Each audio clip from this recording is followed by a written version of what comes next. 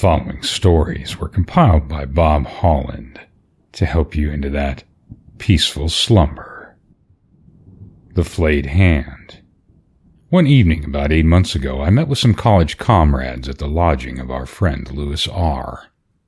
We drank punch and smoked, talked of literature and art, and made jokes like any other company of young men. Suddenly the door flew open, and one who had been my friend since childhood burst in like an hurricane. "Guess where I've come from," he cried. "I bet on the Mabley," responded one. "No," said another, "you're too happy.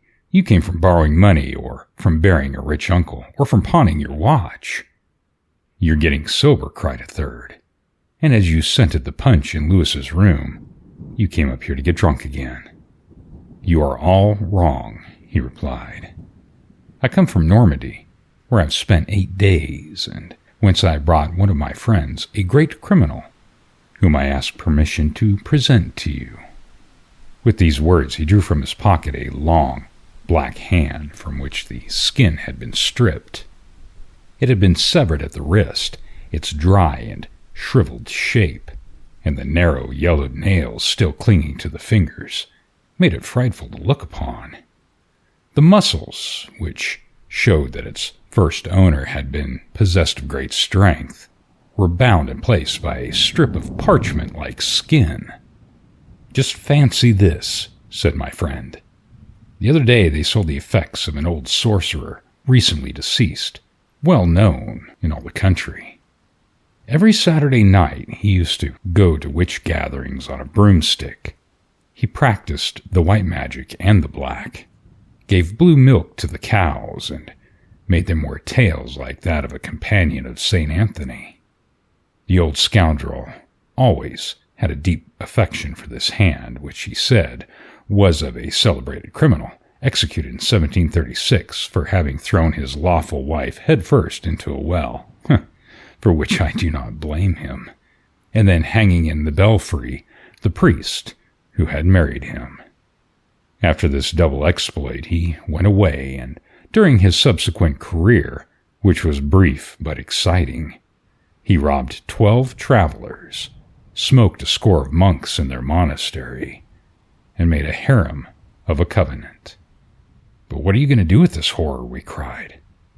"I will make it the handle to my door bell, and frighten my creditors." "My friend," said Henry Smith, a big, phlegmatic Englishman, "I believe that this hand is only a kind of Indian meat, preserved by a new process. I advise you to make bouillon of it." "Rail not, messieurs," said a medical student who was 3/4 drunk. "But if you follow my advice, Pierre, you will give this piece of human debris a Christian burial, for fear lest its owner should come back to demand it. This hand has acquired some bad habits, for you know the proverb, 'He who has killed will kill.'" "And he who has drank will drink," replied the host as he poured a big glass of punch for the student, who emptied it at a draught and slid dead drunk under the table. His sudden dropping out of the company was greeted with a burst of laughter, and Pierre, raising his glass, saluting the hand, cried, "I drink to the next visit of thy master." Then the conversation turned upon other subjects, and shortly afterward each returned to his lodgings. About 2 o'clock the next day, as I was passing Pierre's door, I entered and found him reading and smoking.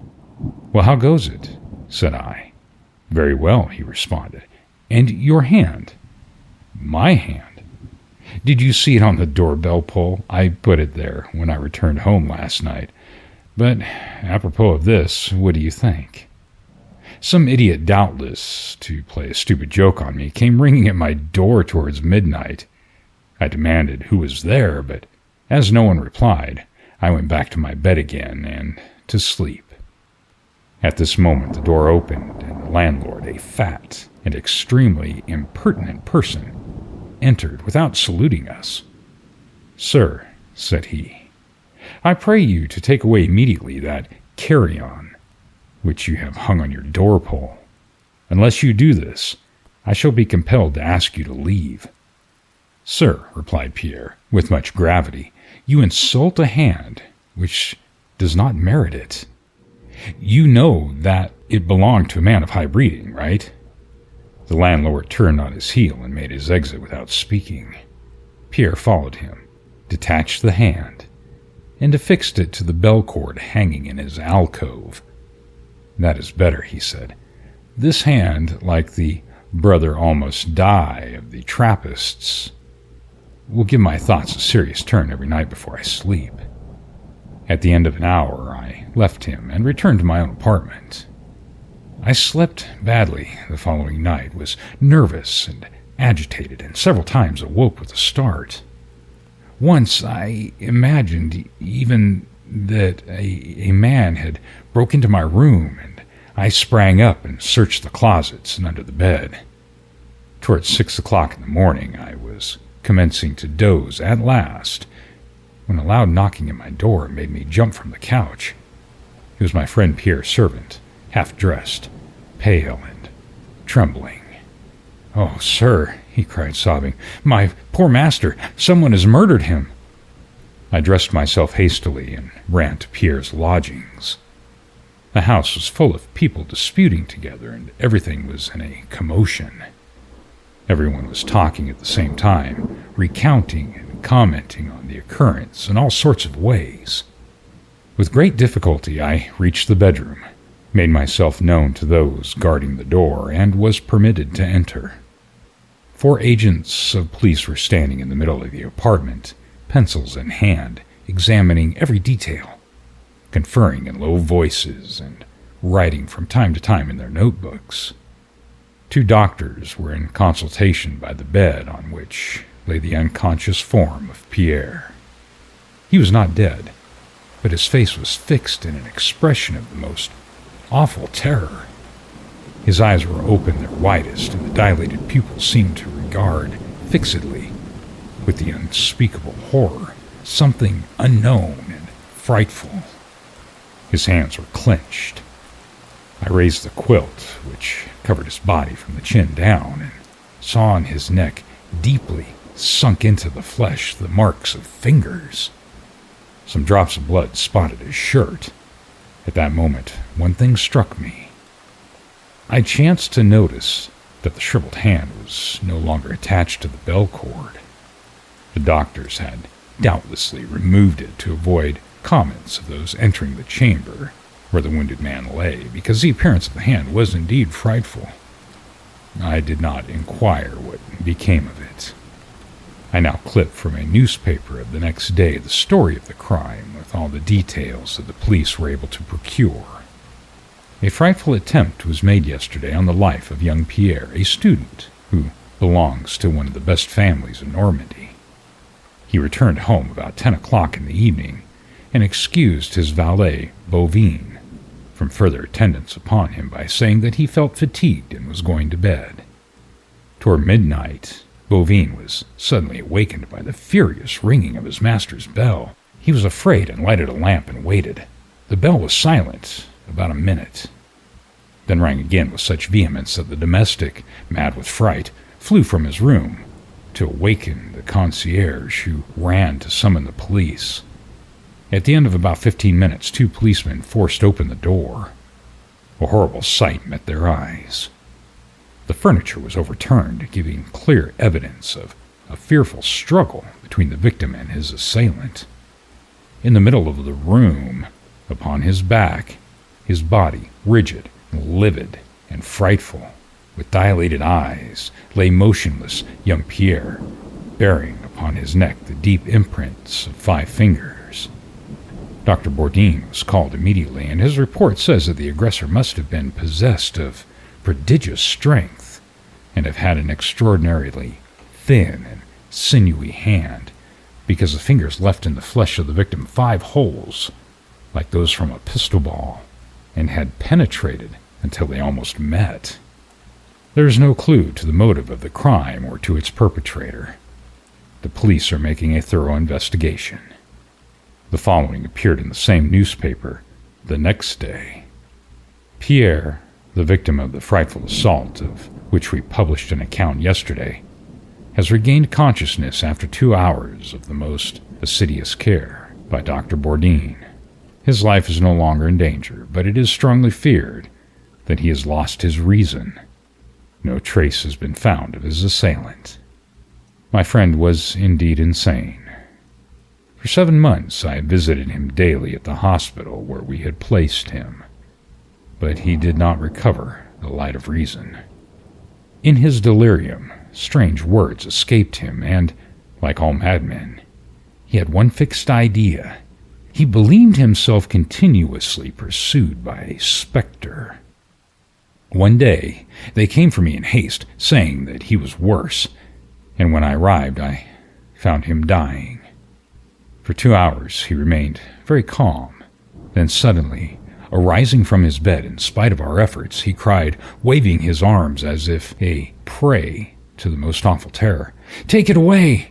Take it away! It strangles me! Help!"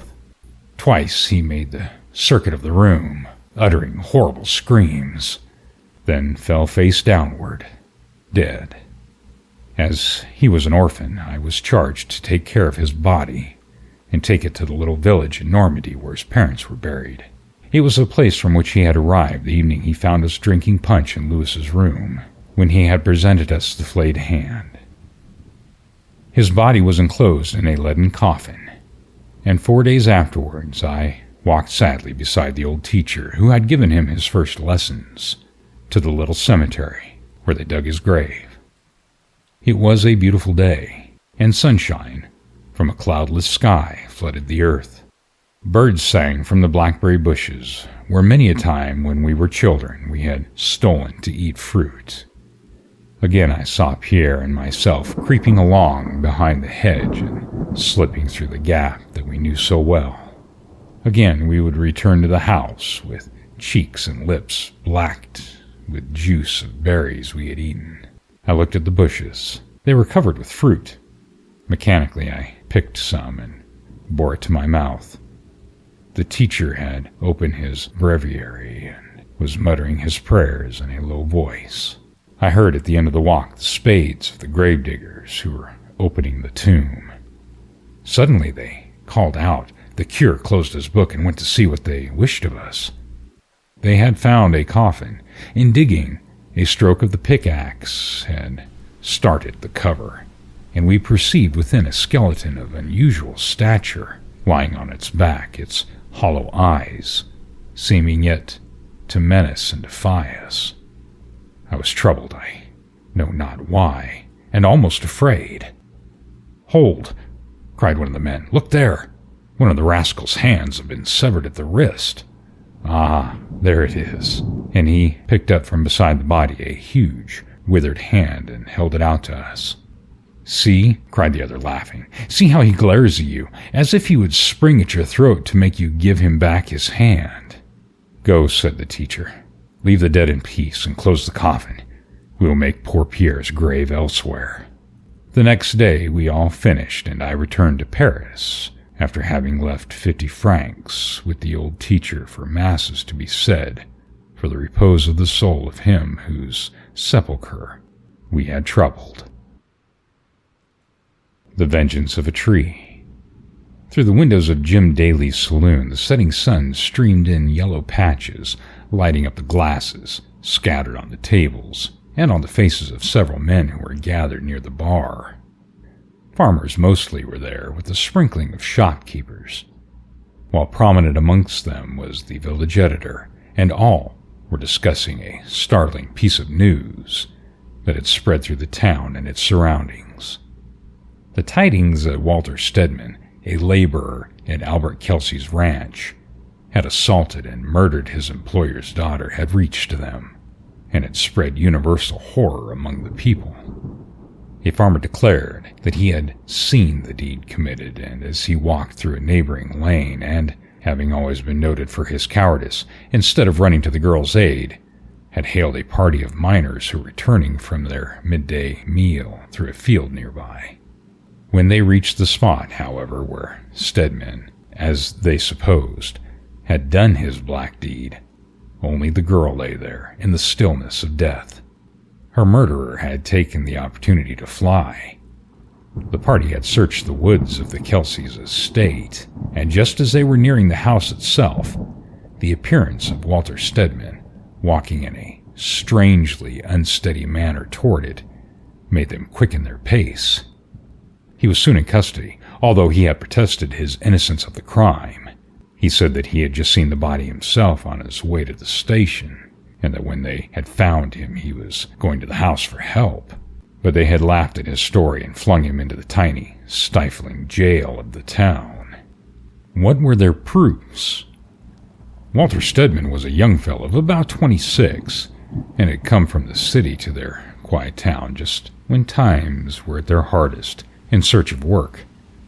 The most of the men living in the town were honest fellows, doing their work faithfully when they could get it, and when they had socially asked Stedman to have a drink with them, he had refused in rather a scornful manner.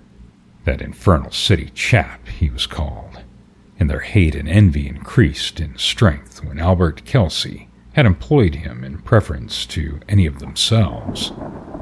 As time went on, the story of Stedman's admiration for Margaret Kelsey had gone afloat, with the added information that his employer's daughter had repulsed him, saying that she would not marry a common laborer.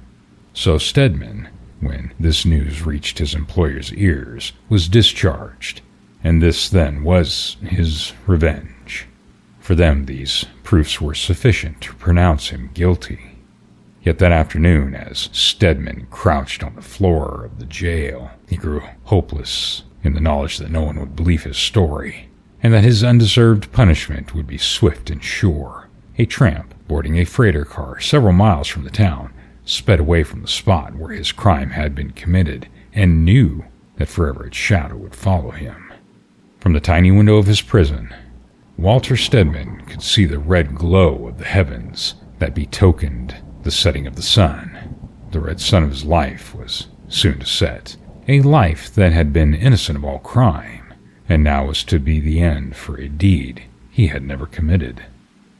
Most prominent of all the visitors that swept through his mind was that of Margaret Kelsey, lying as he had first found her, fresh from the hands of her murderer.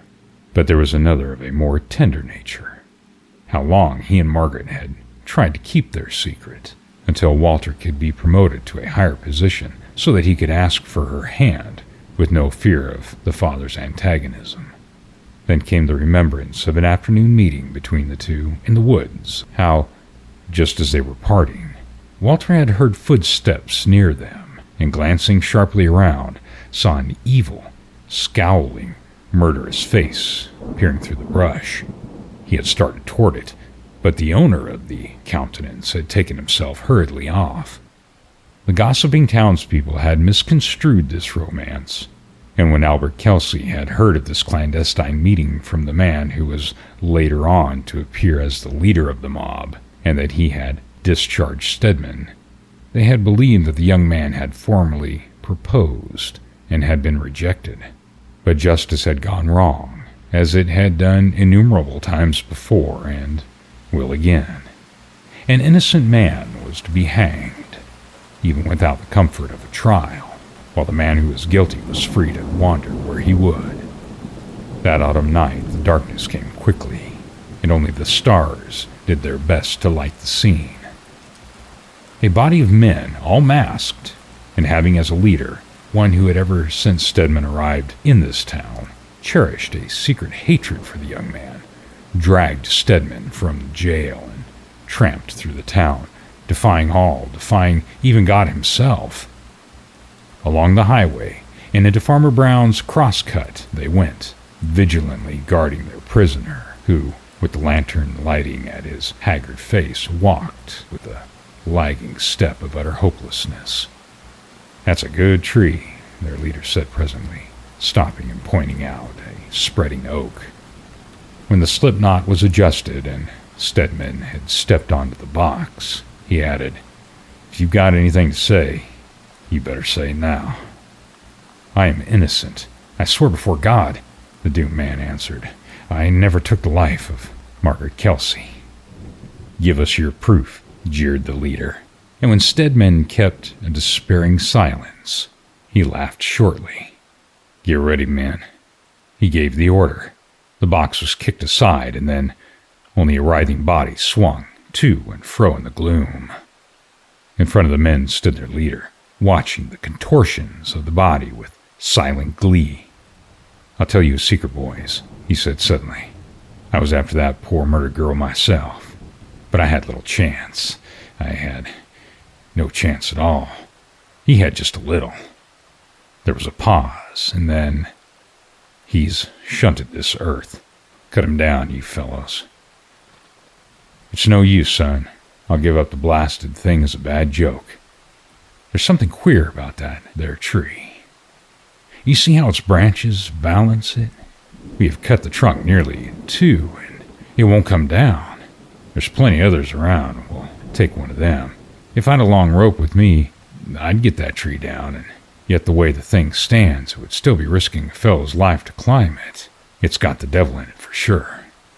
So old Farmer Brown shouldered his axe and made for another tree, his son following. They had sawed and chopped and sawed, and yet the tall oak, with its branches jutting out almost as regularly as if done by the work of a machine, stood straight and firm. Farmer Brown, well known for his weak, cowardly spirit, who in beholding the murder of Albert Kelsey's daughter had in his fright mistaken the criminal, let the oak tree stand, because its well-balanced position saved it from falling when other trees would have been down. And so this tree, the same one to which an innocent man had been hanged, was left. It was a bleak, rainy night, such a night as can be found only in Central California. The wind howled like 1,000 demons and lashed the trees together in wild embrace.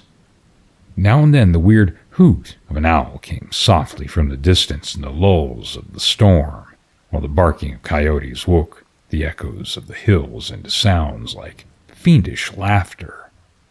In the wind and rain, a man fought his path through the brush and into Farmer Brown's crosscut as the shortest way home.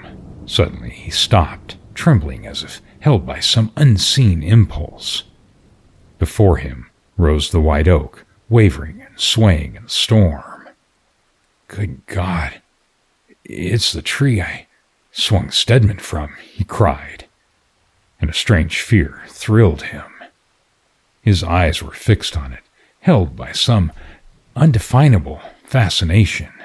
Yes, there, on one of the longest branches, a small piece of rope still dangled, and then to the murderer's excited vision this rope seemed to lengthen, to form at the end into a slip knot, a knot that encircled a purple neck, while below it writhed and swayed the body of a man.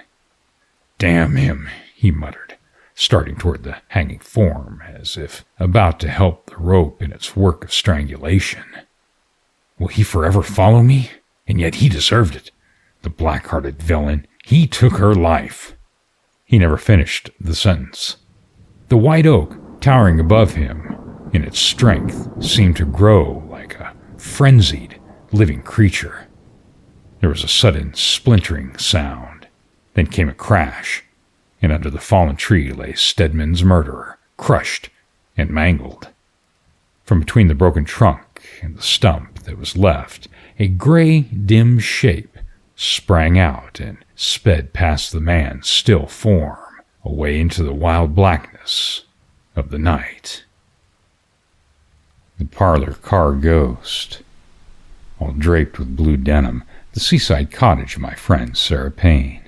She asked me to go there with her when she opened it to have it set in order for summer. She confessed that she felt a trifle nervous at the idea of entering it alone. I am always ready for an excursion.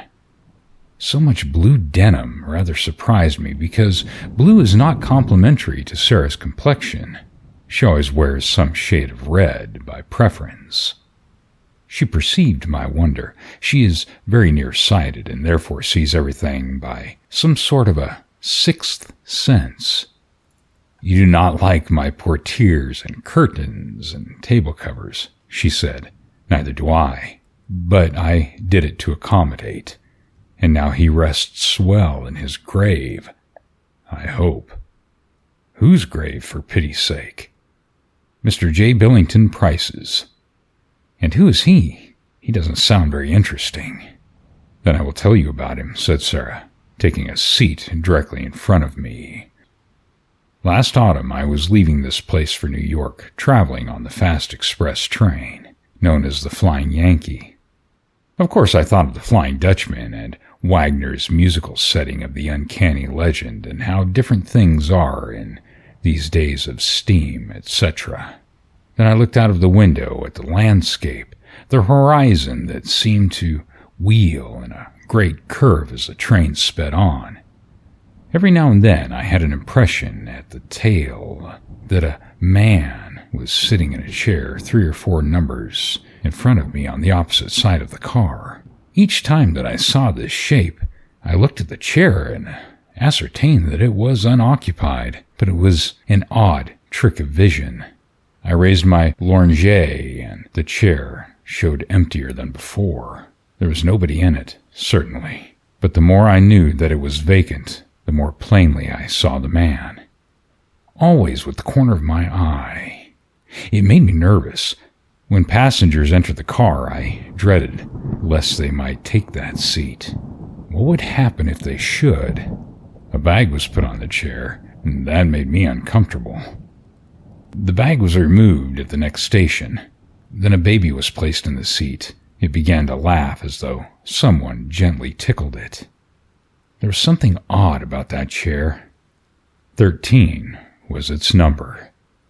When I looked away from it, the impression was strong upon me that some person was sitting there, watching me. So I touched the electric button and asked the porter to bring me a table, and, taking from my bag a pack of cards, proceeded to divert myself with a game of patience. I was puzzling where to put a 7 of spades. Where can it go? I murmured to myself. A voice behind me prompted, play the 4 of diamonds on the 5, and you can do it. I started. The only occupants of the car besides me were a bridal couple, a mother with 3 little children, and a typical preacher. Who had spoken? Play up the 4, madam, repeated the voice. I looked fearfully over my shoulder. At first I saw a bluish cloud like cigar smoke, inodorous. Then the vision cleared, and I saw a young man whom I knew by a subtle intuition to be the occupant, seen and not seen, of chair number 13. Evidently he was a traveling salesman, and a ghost, of course. A drummer's ghost sounds ridiculous. They're so extremely alive. Or else you would expect a dead drummer to be partially dead and not walk. This was a most commonplace-looking ghost, cordial, pushing, businesslike. At the same time, his face had an expression of utter despair and horror, which made him still more preposterous. But a ghost? There can't be any rule of etiquette about talking with a ghost. My dear, it was dreadful. That forward creature showed me how to play the cards and then begged me to lay them down again in order that he might give me some clever points.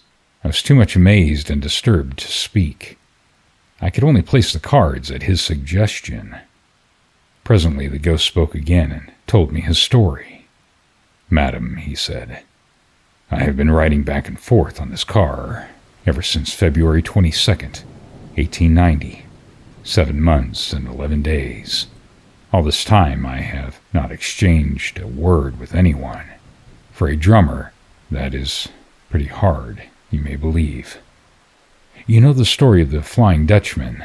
Well, this is very nearly my case. A curse is upon me and will not be removed until some kind soul, like you. But I'm getting ahead of my text. That day there were 4 of us traveling for different houses. One of the boys was in wool, one in baking powder, one in boots and shoes, and myself in cotton goods. We met on the road, took seats together, and fell into talking shop. Those fellows told big lies about their sales, Washington's birthday though it was. I admitted the straight truth that I had not yet been able to make a sale, and then I swore, not in a light-minded, chipper style of verbal trimmings, but a great, round, heaven-defying oath that I would sell a case of blue denims on that trip if it took me forever. We became dry with talk, and when the train stopped at Rivermouth, we went out to have some beer. It is good there, you know. Pardon me, I forgot that I was speaking to a lady. Well, we had to run to get back on board. I missed my footing, fell into the wheels, and the next thing that I knew, they were holding an inquest over my remains. While I, disemboweled, was sitting on a corner of the undertaker's table, wondering which of the coroner's jury was likely to want a case of blue denims. Then I remembered my wicked oath, and understood that I was a soul doomed to wander until I could succeed in selling that bill of goods. I spoke once or twice, offering the denims under value, but nobody noticed me. The verdict was accidental death, negligence of the deceased, railroad corporation not to blame. Deceased got out for beer at his own risk. The other drummers took charge of the remains and wrote a beautiful letter to my relatives about my social qualities and my impressive conversation. I wish it had been less impressive that time. I might have lied about my sales, or I might have said that I hoped for better luck, but after that oath, there was nothing for it. Back and forth on this road in chair number 13 to all eternity. Nobody suspects my presence. They sit on my knees. I'm playing in luck when it is a nice baby, as it was this afternoon. They pile wraps, bags, even railway literature on me. They play cards under my nose, and what duffers some of them are. You, madam, are the first person who has perceived me, and therefore I ventured to speak to you, meaning no offense. I can see that you are sorry for me. Now, if you recall the story of the Flying Dutchman, he was saved by the charity of a good woman. In fact, Senta married him. Now, I'm not asking anything of that size. I see that you wear a wedding ring, and no doubt you make some man's happiness. I wasn't a marrying man myself, and naturally am not a marrying ghost, and that has nothing to do with the matter anyway. But if you could, I don't suppose you would have any use for them. But if you were disposed to do a turn of good, a solid Christian charity, I should be everlastingly grateful, and you may have the case of denims at $72.50, and that quality is quoted today at $80. Does it go, madam? The speech of the poor ghost was not very eloquent, but his eyes had an intense, eager glare which was terrible. Something, pity, fear, I don't know what, compelled me. I decided to do without that white and gold evening cloak. Instead, I gave $72.50 to the ghost and took from him a receipt for the sum, signed J. Billington Price. Then he smiled contentedly, thanked me with emotion, and returned to chair number 13. Several times on the journey, although I did not perceive him again, I felt dazed. When the train arrived at New York, and I, with the other passengers, dismounted, it seemed to me that a strong hand passed under my elbow, steadying me down the steps. As I walked the length of the station, my bag, not heavy at any time, appeared to become weightless. I believe that the parlor car ghost walked beside me, carrying the bag, whose handle still remained in my other hand. Indeed, once or twice I thought I felt the cold touch of fingers against mine. Since then, I have no reason to suppose that that poor ghost is not at rest. I hope he is, but I never expected nor wished for the blue denims. The next day, however, a dray belonging to a great wholesale house backed up to our door and delivered a case of denims, with a receipted bill for the same. What was I to do? I could not go about selling blue denims. I could not give them away without exciting comment. So I furnished the cottage with them, and you know the effect on my complexion. Pity me, dear, and credit me, a frivolous woman as I am, with having saved a soul at the expense of my own vanity. My story is now told. What do you think about it? The ghost of Buckstown Inn. Several travel-worn salesmen sat in the lobby exchanging yarns. It was Rodney Green's turn, and he looked wise and began his tale. I don't claim by any means that the belief in ghosts is a general thing in Arkansas, but I do say that I had an experience out there a few years ago. It was late in the fall, and I happened to be in the village of Buckstown, which desecrates a very limited portion of the state, and the Buckstown Inn is not much above the general character of the place. The region is inhabited by natives who still cling to all sorts of foolish superstitions. The inn, in the antebellum days, was kept by one who is said to be the meanest and most crabbed of mortals. The old demon was as miserly as he was mean.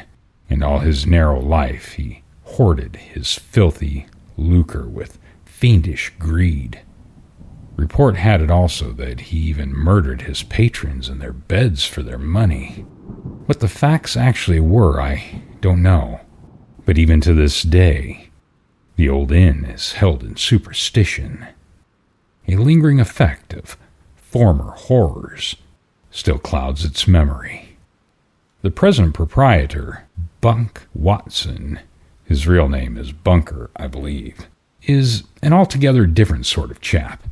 A southern type, in fact.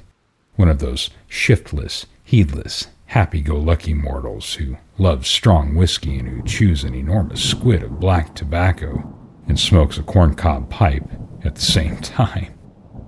When the former keeper shuffled off, his property fell to a distant relative, the present keeper, who, with his family, immediately moved in from a neighboring hamlet and took possession. It was well known that the old proprietor had accumulated considerable wealth during his sojourn among the living. But all efforts to discover any treasure upon the premises had failed, and now the idea of ever finding it was practically given up. As far as Bunk was concerned, the matter troubled him little.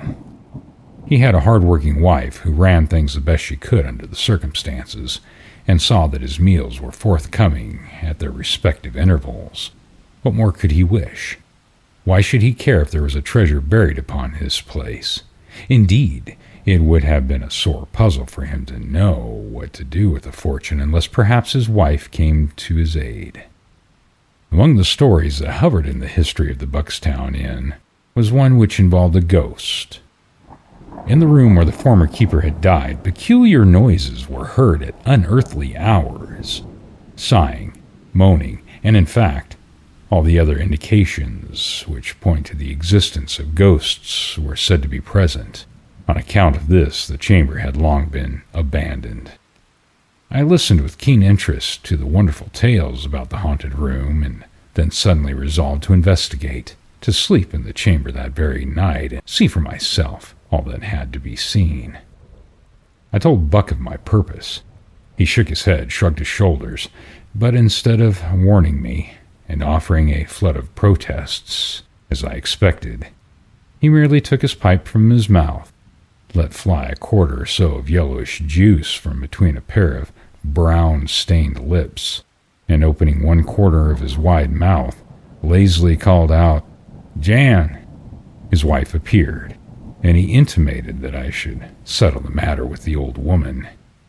The prospect of a fee persuaded the wife, and off she went to arrange for my bed in that ill-fated room. At 9 o'clock that evening I bid the family good night, took my candle, ascended the rickety stairs, and entered the chamber of horrors. The atmosphere was heavy It had a peculiar odor that was not at all pleasing. However, I latched the door and was soon in bed. Having propped myself up with pillows, I was prepared to wait the coming of the ghost. Overhead, the dusty rafters, which had experienced the sensation of being whitewashed, but which were now a dirty yellowish color, were hung with fantastic array of cobwebs. The flickering light of the candle reflected upon the walls and against the ceiling a pyramid of grotesque shapes, and with this effort being continually disturbed by the swaying cobwebs, the whole caused the room to appear rather ghostly after all, and especially so to an imaginative mind. I waited and waited for hours, it seemed, but still no ghost. Perhaps it was afraid of my candlelight, so I blew it out. No sooner had I done this and settled back into bed again than a white hand appeared through the door, then a whole figure. At last the ghost had come, a white and sheeted ghost. It had come right through the door, although it was locked, and now it advanced toward the bed. Raising its long, white arm, it pointed a bony finger at me, and then commanded, "Come with me." Thereupon it turned to the door, while instantly I jumped out of bed to follow. Some unseen power compelled me to obey. The door flew open, and the ghost led me down the stairs, through the long halls into the cellar, through mysterious underground corridors, upstairs again, and in and out of rooms which I never dreamed were to be found in that old rambling inn. Finally, through a small door in the rear, we left the house. I was in my sleeping garments, but no matter, I had to follow. The white form, with a slow and measured tread, and as silent as death, led the way into the orchard. There, under a tree in the farthest end, it pointed to the ground, and in the same ghostly tones as before said, "Here you will find a great treasure buried." Then the ghost disappeared, and I saw it no more. I stood dazed and trembling. Upon recovering my wits, I started to dig, but the chill of the night air and the scantiness of my night robes made such labor impracticable, so I decided to leave some mark to identify the place and come around again in the daybreak. I reached up and broke off a limb.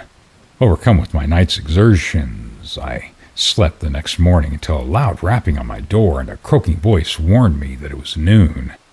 I had intended to leave Buckstown Inn that day, but prompted by curiosity and anxious to investigate, I unpacked my gripsack for a comfortable stay. You must understand this was my first experience with a ghost, and I feared I may never see another. At breakfast, my landlady waited on me in silence, though once I detected her eyes following me with a peculiar expression. She wanted to ask me how I enjoyed the night, but I would not gratify her by volunteering a word. My host was more outspoken. "Reckon you didn't get much sleep," he said, with a queer smile. "Did you hear anything?" I asked. "Well, I did. Yes," he said with a drawl. "But you didn't disturb me any. I knew you'd have trouble when you went into that room to go to sleep." That afternoon I slipped out to the tree, but to my amazement, I found that the twig I had broken from the branches was gone.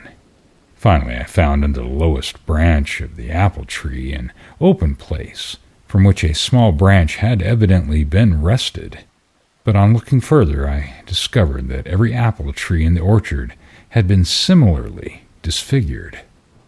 "More mysterious than ever," I said, "but tonight shall decide." That night I pleaded weariness, which no one seemed inclined to question, and sought my couch early. "Gonna try her again?" asked my host. "Yes, and I'll stay all winter, but I'll get even with that ghost," I said. That night I kept the candle burning until midnight, which I blew out.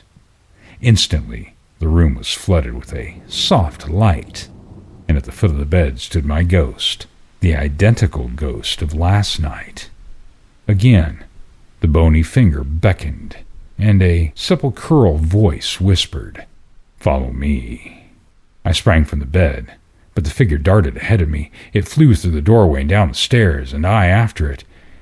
At the foot of the staircase, an unseen hand reached forward and caught my foot, and I fell, sprawling headlong. But in a second I was on my feet and pursuing the ghost. It had gained on me a few yards, but I was quicker, and just as we reached the outside door, I nearly touched its robes. They sent a chill through my frame, and I nearly gave up the pursuit. As I passed through the doorway, it turned and gave me one look, and I caught the same malignant light in its eye that I remembered from the night before. In the open orchard, I felt sure I could catch it, but my ghost had no intentions of allowing me any such opportunity. To my disgust, it darted back and into the house, slamming the door in my face. In my frenzy of fear and chagrin, I threw myself against the oaken door with such force that its rusty old hinges yielded, and I landed in the big front room of the inn just in time to see the white skirts of the ghost flit up the stairs. Upstairs I flew after it and into the old chamber. There, huddled in a corner, I saw it. In a minute's delay it had secured a lighted candle, and as I entered, it advanced to daunt me with bony arm upraised to a great height. "Hot!" I cried, throwing my arm around the figure, and I had made the acquaintance of a real live ghost. The white robes fell, and I saw revealed my hostess of Bucktown Inn. Next morning, when I threatened to call the police, she confessed to me that she masqueraded as a ghost to draw visitors to the out-of-the-way old place, and that she found its tale of being haunted highly profitable to her. The Burglar's Ghost. I am not an imaginative man, and no one who knows me can say that I have ever indulged in sentimental ideas upon any subject. I am rather predisposed, in fact, to look at everything from a purely practical standpoint, and this quality has been further developed in me by the fact that for 20 years I have been an active member of the detective police force at Westford, a large town in one of our more important manufacturing districts. A policeman, as most people will readily believe, has to deal with so much practical life that he has small opportunity for developing other than practical qualities, and he is more apt to believe in tangible things than in ideas of a somewhat superstitious nature. However, I was once under the firm conviction that I had been largely helped up the ladder of life by the ghost of a once well-known burglar. I have told the story to many, and have heard it commented upon in various fashions. Whether the comments were satirical or practical, it made no difference to me. I had a firm faith at the time in the truth of my tale. 18 years ago, I was a plainclothes officer at Westford, and I was then 23 years of age, and very anxious about two matters. First and foremost, I desired promotion. Second, I wished to be married. Of course, I was more eager about the second than the first, because my sweetheart, Alice Moore, was one of the prettiest and cleverest girls in town. But I put promotion first, for the simple reason that, for me, promotion must come before marriage.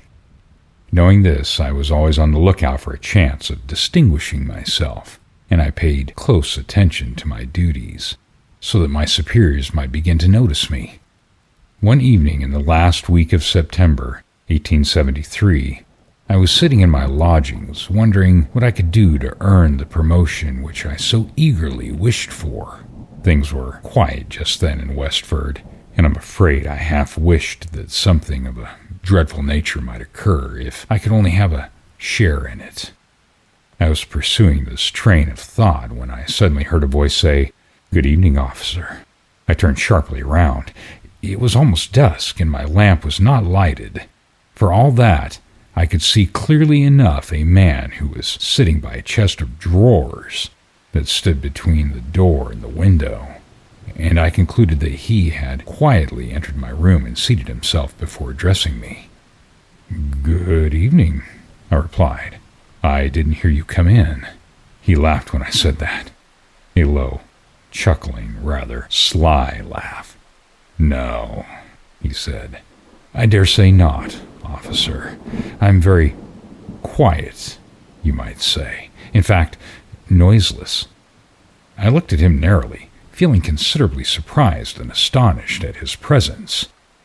He was a thickly built man with a square face and heavy chin. His nose was small but aggressive. His eyes were little and overshadowed by heavy eyebrows. I could see them twinkle when he spoke. As for his dress, it was in keeping with his face. He wore a rough suit of woolen or frieze. A thick-colored Belcher neckerchief encircled his bull-like throat, and in his big hands he continually twirled and twisted a fur cap made apparently out of the skin of some favorite dog. As he sat there smiling at me and saying nothing, it made me feel uncomfortable. "What do you want with me?" I asked. "Just a little matter of business," he answered. "You should have gone to the office," I said. "We're not supposed to do business at home." "Right you are, Governor," he replied. "But I wanted to see you. It's you that's got to do my job. If I'd have seen the superintendent, he might put somebody else onto it. That wouldn't have suited me.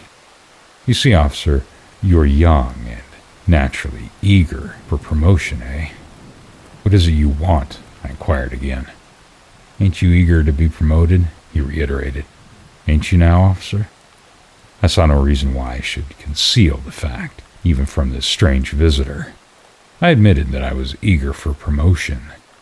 "Ah," he said, with a satisfied smile. "I'm glad of that. It'll make you all the keener. Now, officer, you listen to me. I'm going to put you onto a nice little job. You'll be complimented and praised for your clever conduct in this, affair. Mark my words if you ain't." "Out with it," I said, fancying I saw through the man's meaning.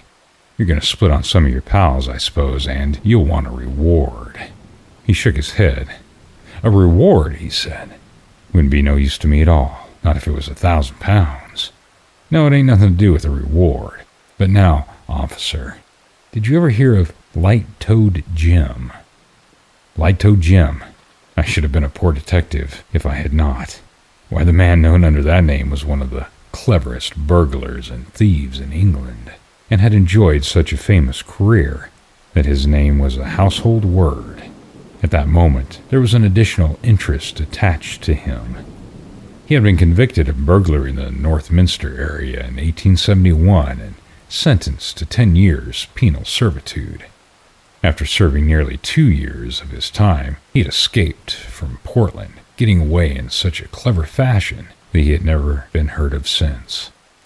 Where he was, no one could say, but lately there had been a strong suspicion among the police that Light-Toed Jim was at his old tricks again.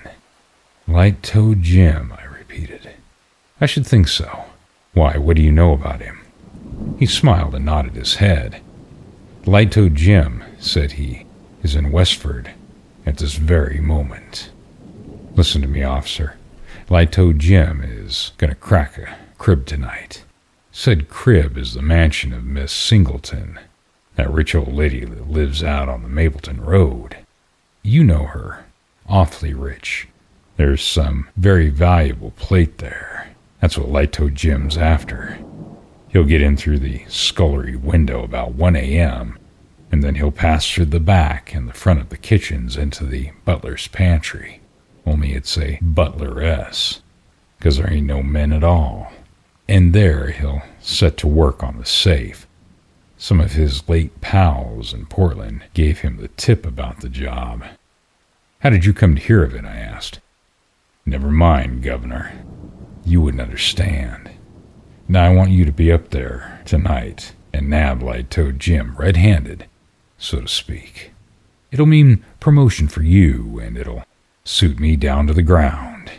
You want to be about and watch him enter, then follow him and dog him. And he is armed, for Jim will fight like a tiger if you don't draw his teeth first." "Now look here, my man," said I. "This is all very well, but it's all irregular. You must just tell me who you are and how you came to be in Lightfoot Jim's secrets, and I'll put it down in the black and white." I turned away from him to get my writing materials. I was not half a minute with my back to him when I turned around, and he was gone. The door was shut, but I had heard no sound from it either opening or shutting. Quickly, I darted to it and tore it wide open and looked down the narrow staircase, and there was no one there. I ran hastily downstairs to the passage and found my landlady, Mrs. Mariner, standing at the open door with a female friend. "Mrs. Mariner," I said, breaking in upon their conversation, "which way did that man go who just came down the stairs?" Miss Mariner looked at me strangely. "There ain't been no man come downstairs, Mr. Parker," she said. "Ain't never seen a soul." "Nonsense," I said. "A man came down from my room just now, the man you sent up 20 minutes ago." Mrs. Mariner looked at me with an expression betokening the most profound astonishment. Mrs. Higgins sighed deeply. "Mr. Parker," said Mrs. Mariner, "sorry I am to say, sir, but you are either intoxicated or else you're sickened from brain fever, sir. There ain't no persons entered this door in or out for nigh on to an hour, as me and Mrs. Higgins will take our Bible oaths on." I went upstairs and looked in the rooms on either side of mine. The man was not there. I looked under my bed, and of course he was not there. He must have gone downstairs, but then the women must have seen him. There was only one door to the house. I gave up in despair and began to smoke my pipe. By the time I had drawn the last whiff, I decided that if anyone was intoxicated, it was probably Mrs. Mariner and Mrs. Higgins, and that my strange visitor had departed by the door. I was not going to believe that he had anything supernatural about him. I had no duty that night, and as the hours wore on, I found myself stern in my resolve to go up to Mrs. Singleton's house and see what I could make out of my informant's story. It was my opinion that my late visitor was a pal of Light-Toed Jim, and that having become aware of the latter plot, he had, for some reason of his own, decided to split on his old chum. Thieves' disagreement is an honest man's opportunity, and I determined to solve the truth of the story for myself. Lest it should come to nothing, I decided not to report the matter to my chief. If I could really capture Light-Toed Jim, my success would be all the more brilliant by being suddenly sprung upon the authorities. I made my plan of action rapidly. I took a revolver with me and went up to Miss Singleton's house. Fortunately, I knew the housekeeper there, a middle-aged, strong-minded woman, and not easily frightened, which was a good thing. To her I communicated such information as I considered necessary. She consented to conceal me in the room where the safe stood. There was a cupboard close by the safe from which I could command a full view of the burglar's operations and pounce upon him at the right moment. If only my information was to be relied upon, there was every chance of my capturing the famous burglar. Soon after midnight, when the house was all quiet, I went to the pantry and got into the cupboard, locking myself in. There were 2 openings in the panel, through either of which I was able to command a full view of the room. My position was somewhat cramped, but the time soon passed away. My mind was principally occupied in wondering if I was really about to have a chance of distinguishing myself. Somehow there was an air of unreality about the events of the evenings which puzzled me. Suddenly I heard a sound which put me on alert at once. It was nothing more than the creaking of a board or opening of a door. I drew myself up against the door of the cupboard and placed my eye to the opening in the panel. I had oiled the key of the door and kept my fingers upon it in readiness to spring upon the burglar at the proper moment. After what seemed some time, I saw the gleam of light through the keyhole of the door opening into the pantry, and then it opened, and a man, carrying a small lantern, came gently into the room. At first I could see nothing of his face, but when my eyes grew accustomed to the hazy light, I saw that I had been rightly informed, and that the burglar was indeed no other than the famous Light-Toed Jim. As I stood there watching him, I could not help admiring the cool fashion in which he went to work. He went over to the window and examined it. He tried the door of the cupboard in which I stood concealed. Then he locked the door of the pantry and turned his attention to the safe. He set his lamp on the chair before the lock and took from his pocket as neat and pretty a collection of tools that I ever saw. With these he went quietly and swiftly to work. Light-Toed Jim was a somewhat slim-built fellow, with little muscular development about him, while I'm a big man with plenty of bone and sinew. If matters had come to a fight between us, I could have done what I pleased with him, but I knew that Jim would not have a chance in a fight.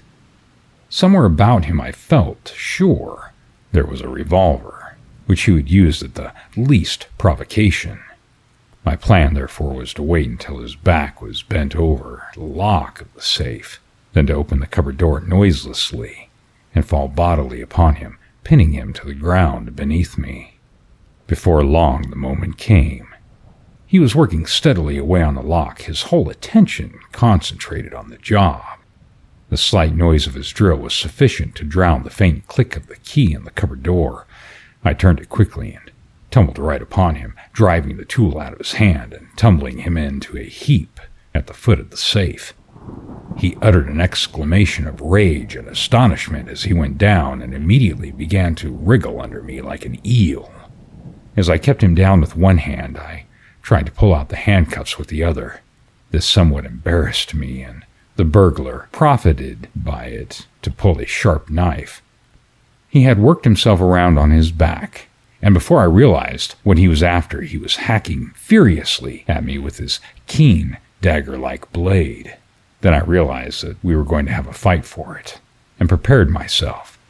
He tried to run the knife into my side. I warded it off, but the blade caught the fleshy part of my left arm, and I felt a warm stream of blood spurt out.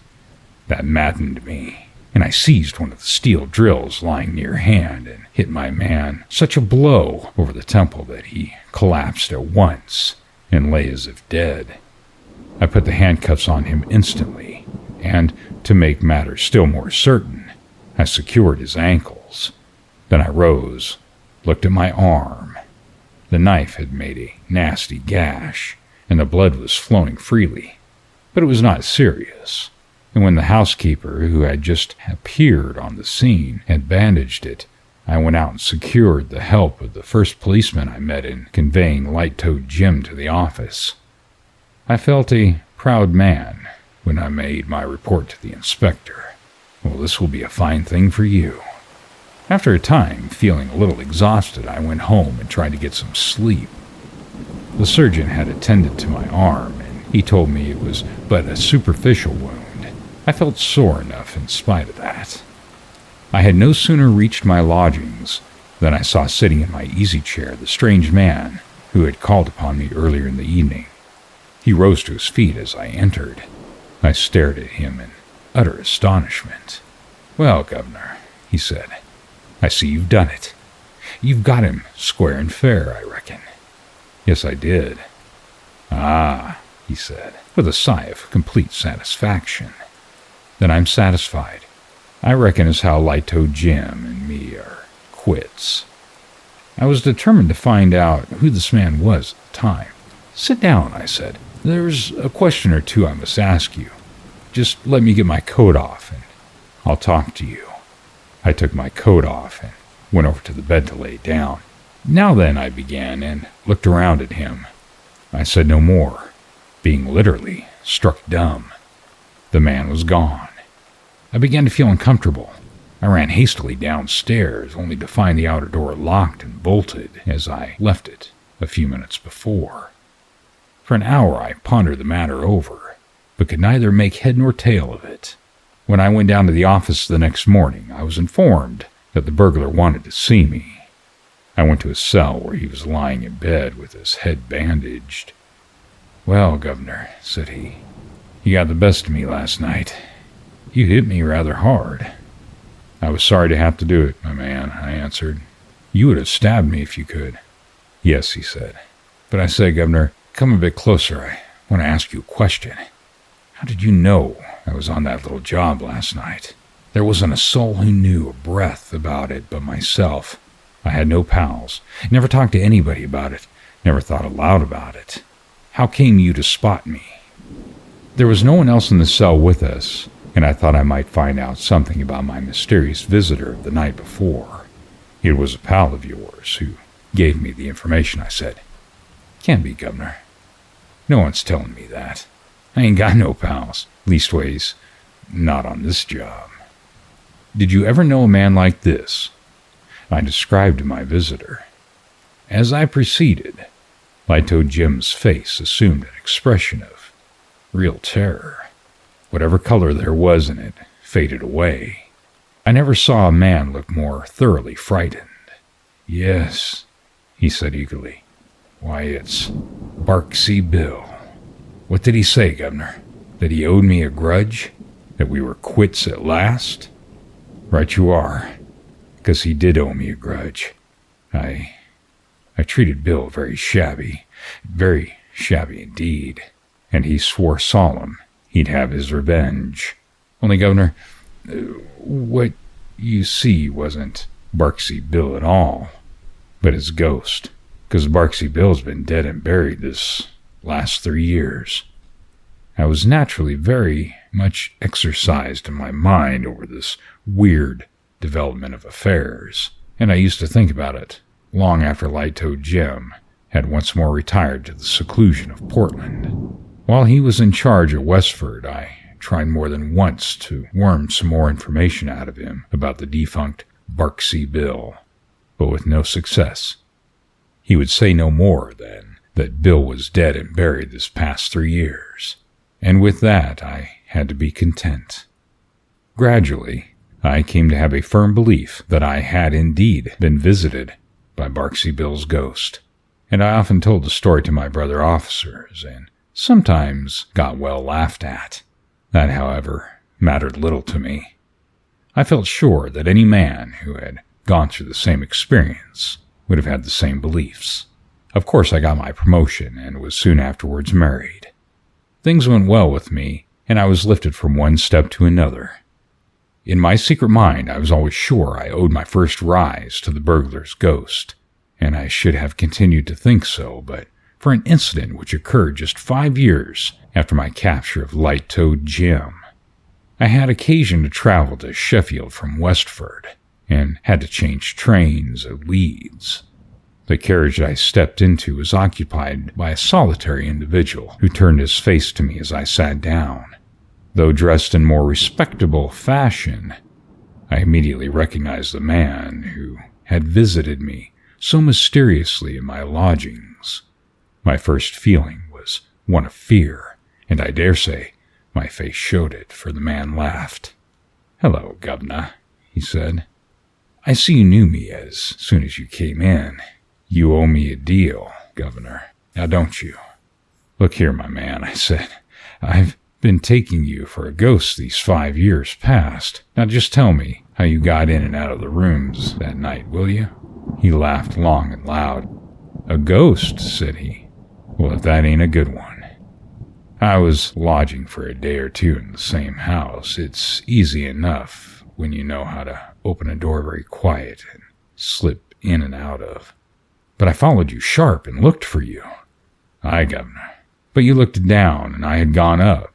You should have gone up to the attic, and there'd you have found me. So you took me for a ghost. Well, I'm taken aback." I told him what Light-Toed Jim had said in the cell. "Ah," he said. "I dare say, Governor, you see, it was this way. It weren't Jim's fault, as I wasn't dead. He tried to murder me, Governor, he did, and he left me laying for dead. So I said to myself, when I come around, I'd pay him out sooner or later.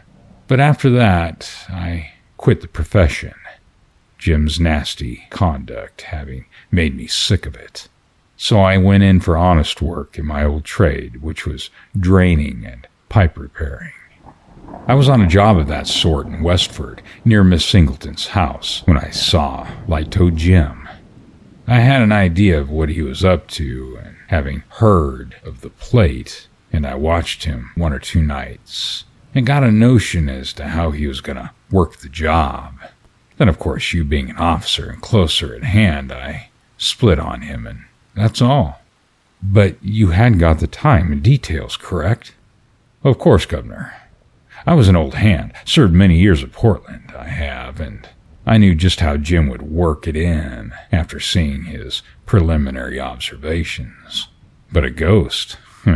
Why, Governor, you must have been a very green young officer in them days. Perhaps I was. At any rate, I learned a lesson from Barksy Bill, namely, that in searching a house, it is always advisable to look up as well as down. The end.